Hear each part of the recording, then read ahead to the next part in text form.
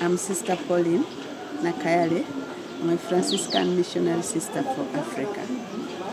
As a month ago, we were here due to the floods that we experienced in the whole country and in particular in this area. And I'm the director of Hands of Prayer and Hope.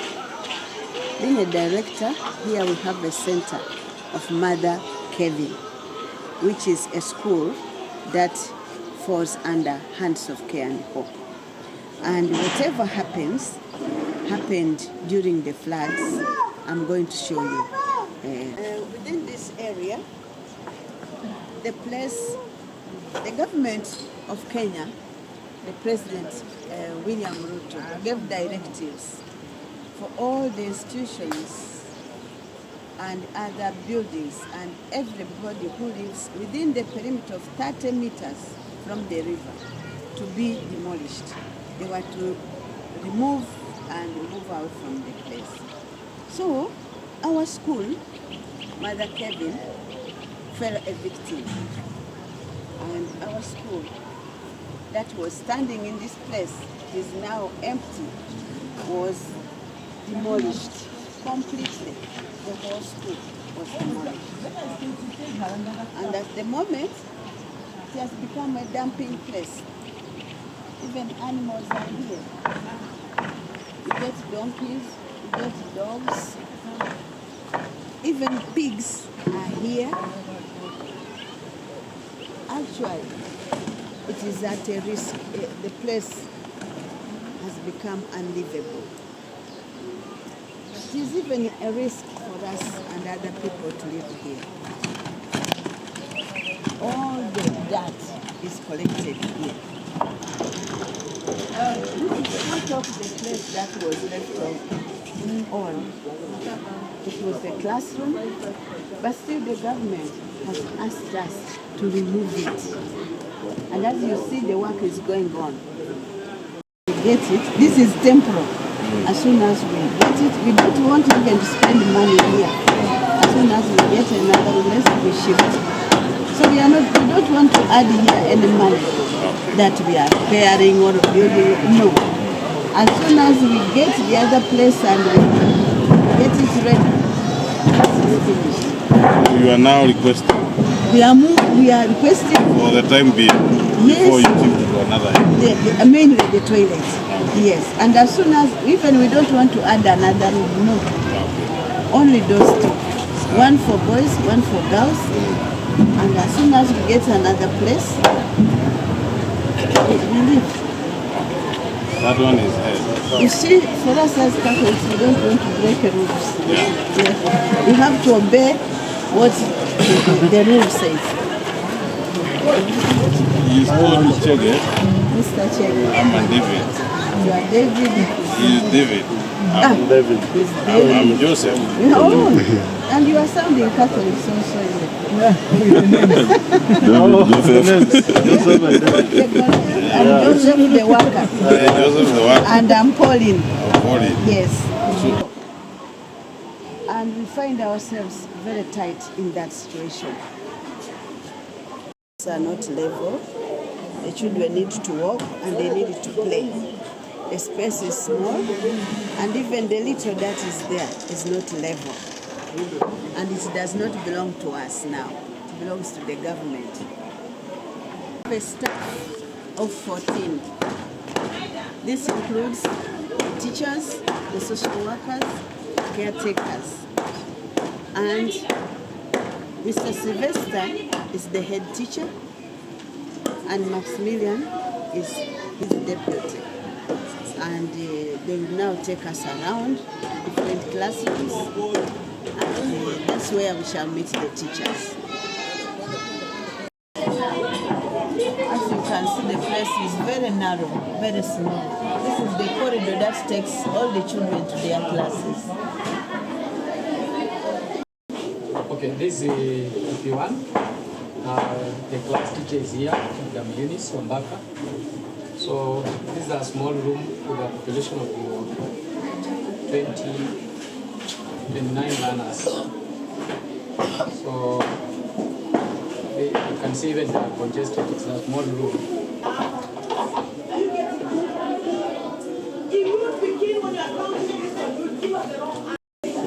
Yeah, this is PP2.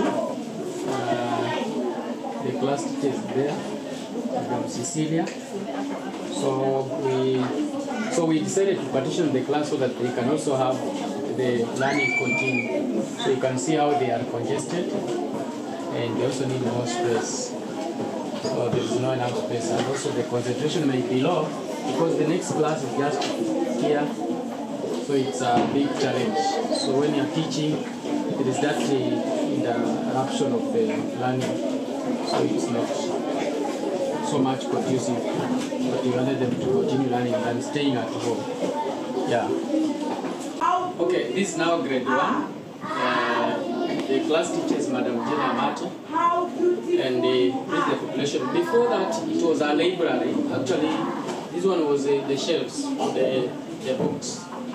But now we have converted it into a class because we wanted the learning to continue. So, and that's where we are now. So for now we cannot make it library because there is learning. And also the books may not be safe. Yeah. So this is where we are today.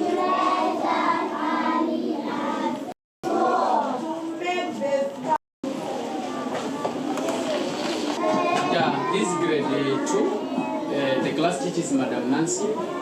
So this is the population. You can see how it's full.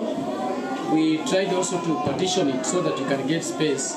Before it was a kitchen, so we have made it so that the learners can continue. And now it's more populated. You'll find that during the day, when it is hot, sitting here sometimes is a big challenge. It's a big challenge. So learning, even sometimes you may find them sleeping. So they may not do well because of it's hot during when it is daytime.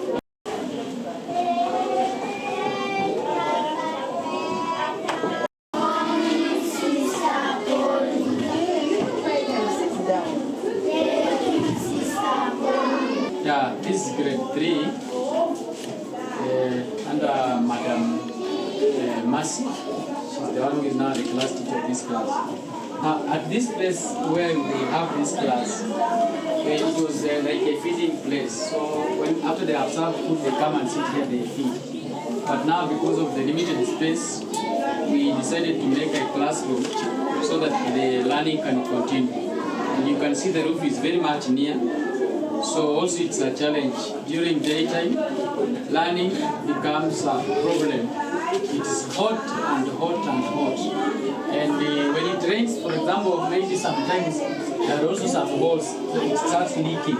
So they also need to move inside. So that's the challenge also that we are experiencing in this class. Otherwise, the learning continues. The little time they have, they continue learning. But you can see also the space is very small, and that's why you can see how they have been arranged. Yeah, thank you. Good morning, Sister Pauline. Sit down. Thank you, Sister Pauline, and welcome to grade 4. Thank you. Who is your teacher? Teacher Robert. Okay, Teacher Robert. And what are you doing now? We are reading.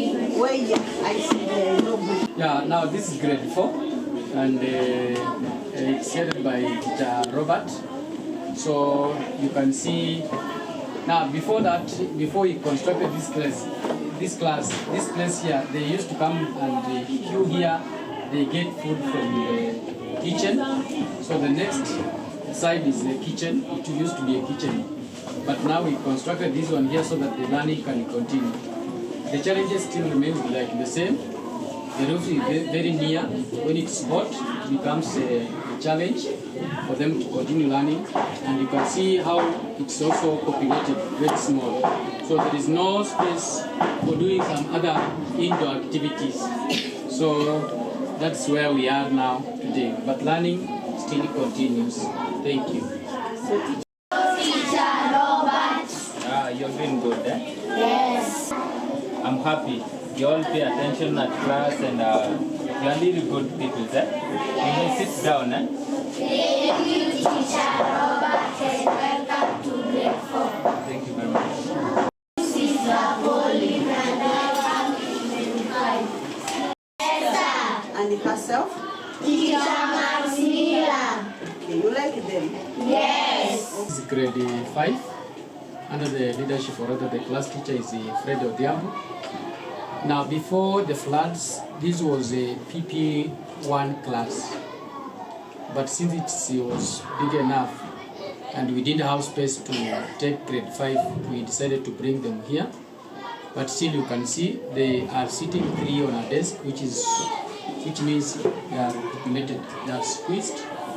And beside us there's just neighbors in the community. So there are some of interference when they are learning. They pass their talk, oral. So learning sometimes is also interfered. Thank you for promising us to build a new school. We will be excited to study there, and we thank you for taking us out of the flooded areas. My name is Mary Valerie Akinyi. I am Lana from Mother Kevin Community School. I am in grade 6. Our school was taken away by the floods. The teachers came and cleaned the school. Thereafter, the government announced all structures near the river to be demolished. Our school was a victim, but luckily we were left with a small place which we are now using as classroom. But is not conducive to learning. We request for a better place which is conducive to our learning. Thank you.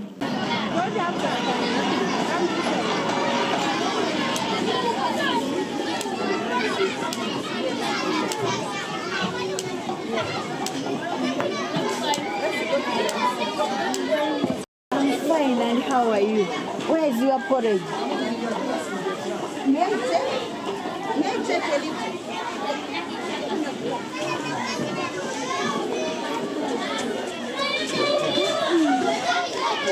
Ni tamu. Acha kuna sukari. Na wewe? Ile ujie ni tamu. Thank you very much. Huyu hajanipea. Huyo ni mchoyo. Thank you, thank you.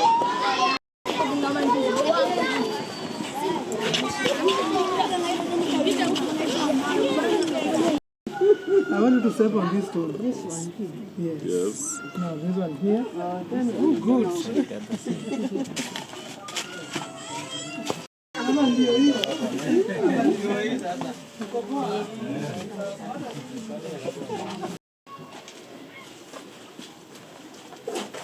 But how do people live this way at night? No, come on, you can tell. It's too dark inside. Leo hukwenda kazi? This is one of our parents. Is a mother to Hassan Juma. Hassan Juma is in class 5. This is their home that was also affected by the floods. The floods really came to their house, the water came to their house, and they had to sleep standing. Mama Juma, pengine utuambie maji ilikufanya aje? Maji iliingia imeharibu vitu mingi, hata vitabu vya watoto ndio hivyo hata tumejaa na sote. Mpaka hata nimechanganyikiwa nitafanya nini? Na ni vitabu zile watoto wanasoma. Hata manguo ziko hapo nje, natoa matope na rudi naweka kwa maji tena zitoke matope, ziko hapo kwa besheni, yaani natoa tu kidogo tu. Na maji ilifika wapi hapa kule? Maji ilijaa mpaka hizi vitu zote hata zijakauka, ni maji tu. Okay. Hata iliingia mpaka kwa malazi ya watoto. Ilijaa kila mahali. Hata mattress imerudisha tena nje.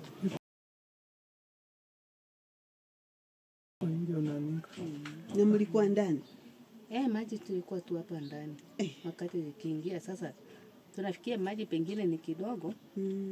kuja kushtukia maji tunaona inazidi kupanda. Tukashindwa tutafanya nini. Kama sasa tuweze tukapanda pale juu ya ghorofa na watoto tukakaa huko juu. Ndio hivyo sasa, tukipata usaidizi hapa ndio sasa tutaona vile tujenge shule ingine. No, the problem is that where she was working, kazi iliisha. Now she's just here at home. Hakuna kazi. Was she from the parenting program? Yeah, she was. The rest will get away.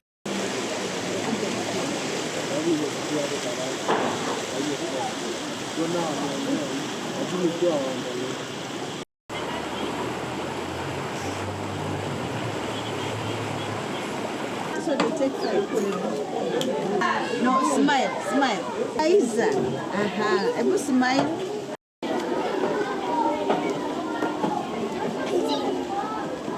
Ulipata books ngapi?